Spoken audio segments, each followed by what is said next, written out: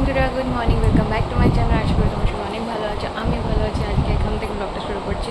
সকালবেলা রান্নাবান্না করেছি, সব কিছুই করেছি, কিন্তু তোমাদের দেখানো হয়নি কারণ হচ্ছে ফোনে চার্জ ছিল না। তো যাই হোক, এখন হচ্ছে প্রায় 10টা 50 বাজে আর আমি এখন যাবো হচ্ছে অফিসে। রেডি হয়ে গিয়েছি, দেখো এই জামাটা পড়েছি আজকে, প্রচুর গরম পড়েছে।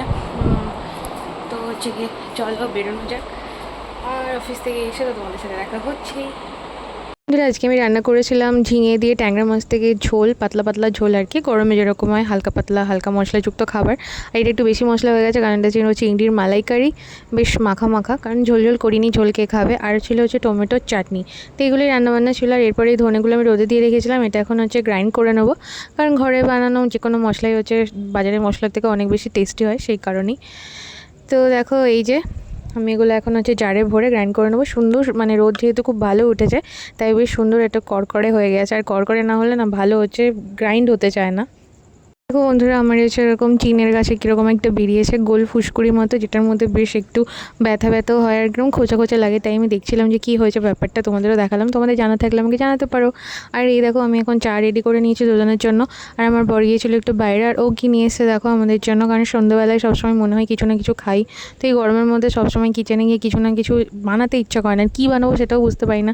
আর যাই বানায় না কেন গাদাখানেক তেলে ভাজা, তো দোকান থেকেও তেলে ভাজাই কিনে আনে, কিন্তু স্টিল দোকান থেকে আনলে কী হয় বলো তো, ওই গরমের মধ্যে কষ্ট করে বানাতে হয় না।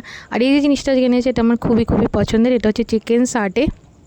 তো এটা আগে 30 রুপিস করে নিত পার স্টিক, এখন কিন্তু এটা দাম বাড়িয়ে টোটাল 10 রুপিস বাড়িয়ে দিয়েছে, এখন 40 রুপিস করে নেয়। বাট এটা খেতে খুবই সুন্দর হয়। তো এরপরে দেখো আমি আমার বরকে বললাম পেঁয়াজ টিয়াজ কেটে দাও, কারণ আজকে আমরা রাত্রিবেলায় খুব কমফর্ট ফুড বানাবো, যেটা হচ্ছে কি বাঙালির একেবারে কমফর্ট ফুড বলতে পারো গরমের মধ্যে। তো মুসুর ডাল করব, দেখো একদম প্রেশারে সিটি দিয়ে দেবো, ঝপঝপ হয়ে যাবে, শুধু হচ্ছে কি ফোড়ন দিয়ে দিলেই হয়ে যাবে।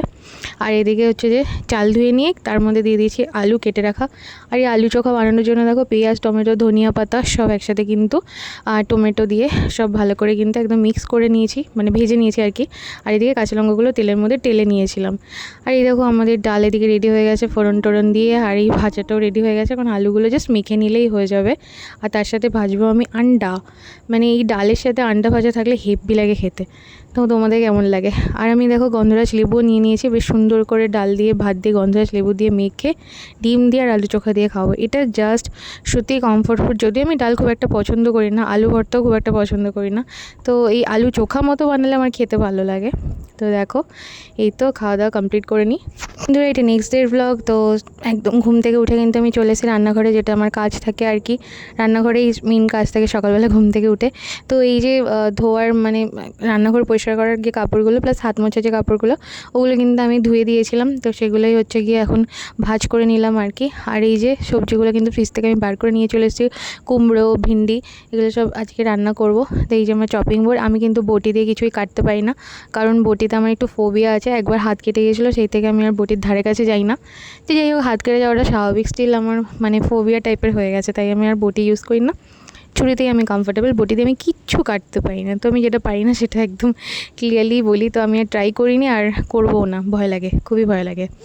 তো এই যে এই ছুরিটা তো আমি ফ্লিপকার্ট থেকে কিনেছিলাম অফারের সময়, সেলের সময়, তোমাদের দেখিয়েওছিলাম। ছুরিটা সত্যি খুব ভালো, যারা কিনুনি তারা অবশ্যই কিন্তু কিনে ট্রাই করতে পারো। আর এই তো মাছ বের করে এনেছি, সেই সঙ্গে চিংড়ি মাছ বের করে এনেছি। তো আমাদের বাড়িতে হচ্ছে যে যখন মামুনি আর ওরা যাওয়ার আগে, মানে মামুনি আর শ্বশুরমশাই যাওয়ার আগে ওরা অনেক চিংড়ি মাছ কিনে দিয়ে গেছে, কারণ আমি চিংড়ি মাছ খেতে খুবই পছন্দ করি। আর বিভিন্ন তরকারিতে কিন্তু চিংড়ি মাছ দিয়ে আমি রান্না করি। তো অনেক চিংড়ি মাছ এনেছে, তাই ভাবলাম চিংড়ি মাছে কী কী আইটেম করা যায়। কালকে যেমন তোমরা দেখলে যে চিংড়ি মাছের মালাইকারি করেছিলাম, আর আজকে যেটা করব, যাই জল পড়ে গেল তোমাদের হচ্ছে কে দেখাতে গিয়ে। তো আজকে যে চিংড়ি মাছগুলো ভেজে নিয়েছি, চিংড়ি মাছগুলো আমি রান্না করব হচ্ছে কুমড়ো দিয়ে।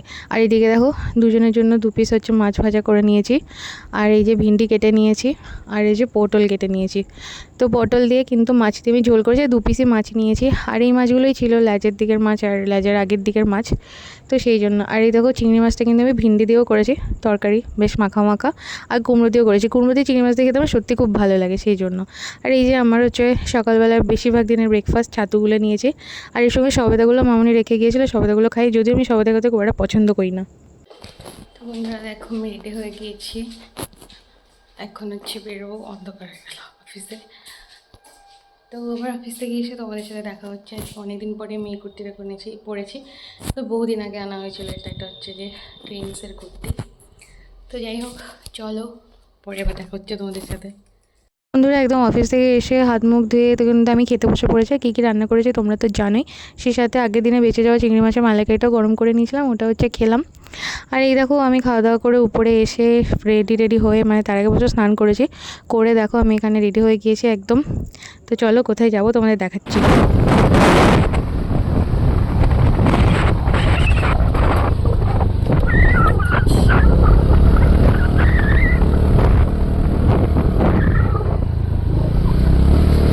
বন্ধুরা, আজকে আমরা হচ্ছে দিদির, মানে হচ্ছে আমার ননদের স্কুটি নিয়ে বেরিয়েছি।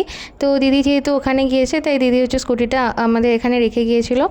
তো ভাবলাম যে চলো স্কুটি করেই ঘুরি। স্কুটি করে কিন্তু আশেপাশে ঘুরতে বেশ মজাই লাগে, যেহেতু স্কুটিটা বেশ আরামে কমফোর্টেবলে বসা যায়। আর আমার বড় বাইকটা পিছন দিকে অনেকটাই উঁচু, তাই ব্রেক মারলে আমি উড়ে চলে যাওয়ার মতো জোগাড় হয় আর কি। তো সেই জন্য বললাম যে চলো আজকে স্কুটি নিয়ে ধীরে সুস্থে টিং টিং করতে করতে ঘুরতে যাই, বেশ মজাই লাগে। এরকম হয় বিভিন্ন জায়গায় ঘুরতে গেলে, তোমরা দেখো না স্কুটি রাইড করে, তো সেরকমই একটা ভাইব আসছিলো আর কি। তো এই জন্য দেখো, আর এই জায়গাটাও কিন্তু অনেকটাই দূর, হ্যাঁ, আমাদের বাড়ি থেকে। তো এটা হচ্ছে যে মহিষাদলের রাস্তা, এটা তমলুক থেকে মহিষাদলের যে রাস্তাটা আছে ভেতর দিয়ে যাওয়া, তো সেই রাস্তাটাতে পড়বে এই জায়গাটা। তো এই জায়গাটা এক্স্যাক্ট যে নামটা ছিল আমার কিন্তু এখন মনে নেই, কিন্তু এই জায়গাটা আমরা প্রচুরবার এসেছি। এই জায়গাটার ব্লগও আগে আমি শেয়ার করেছি। তো আবার কিন্তু বহু দিন পর আমি এই জায়গাটায় আসলাম। তো এসে আমার খুবই ভালো লাগছে। দেখে মনে হলো বেশ কিছু জায়গায় অনেকটা, মানে অনেক কিছু চেঞ্জেস হয়ে গিয়েছে। এখানে একটা কনস্ট্রাকশনের কাজ হয়েছিল, সেটাও দেখলাম প্রায় অলমোস্ট কমপ্লিট হয়ে গিয়েছে, মানে এখনও হবে আর কি।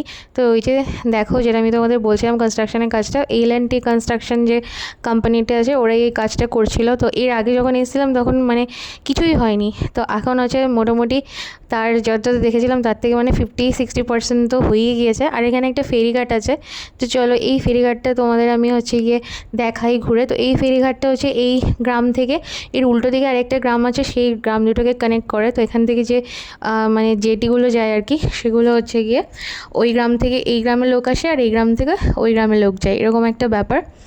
তো দেখো এখানে খুব সুন্দর করে হচ্ছে ফুল লাগিয়েছে, ভালো লাগছিলো বেশ দেখতে। আর আগে কি বলতো, এই জেটি ঘাটে পুরোটা নিচ অবধি যেতে দিত। তো নিচ অবধি গিয়ে আমি আগে হচ্ছে এখানে গিয়েছিলাম, ছবিও তুলেছিলাম, কিন্তু এইবার গিয়ে দেখলাম যে ওখানে একটা মানে ইয়ে টাইপের, মানে দড়ি টাইপের দিয়ে দিয়েছে, আর বলেছে ওইদিকে যেতে না, শুধুমাত্র যারা যাত্রী, যারা যাবে আর কি, নৌকা পারাপার করবে, তারাই শুধু যেতে পারবে, আমরা যেতে পারবো না।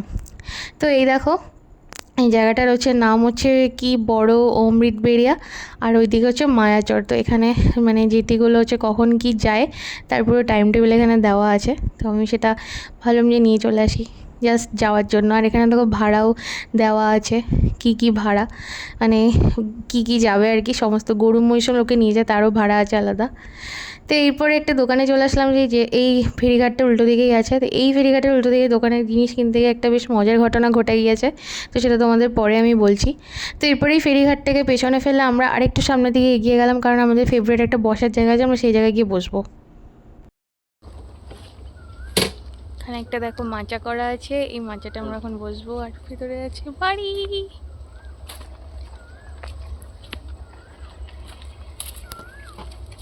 এই যে মাচার মতো করা আছে, এই মাচাটা কিন্তু সামনে যে বাড়িটা তোমাদের দেখালাম আর কি, টালির বাড়িটা, ওই বাড়ির হচ্ছে যিনি মালিক, ওনারা হচ্ছে করা মাচা। ওনারা মানে মাঝে মাঝে এসে এখানে বসে টসে আড্ডা দেয়।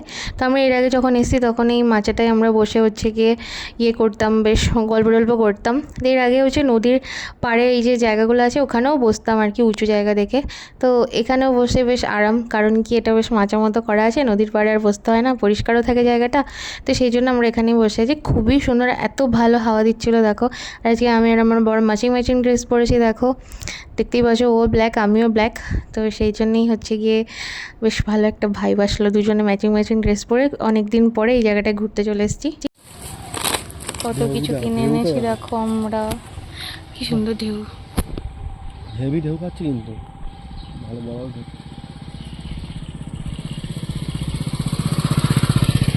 যদি এসে বলে আমার বাড়ির সামনে বসেছো ভাগ দাও, তখন ওয়াই মিনি পপকর্ন, তেড়ে মেরে, লিচি, এইটা কি অনেক কিছু হলো। এবার এটা তো এইটা তো রান্না করে খেতে হবে। আর এটা নুডলস, এটা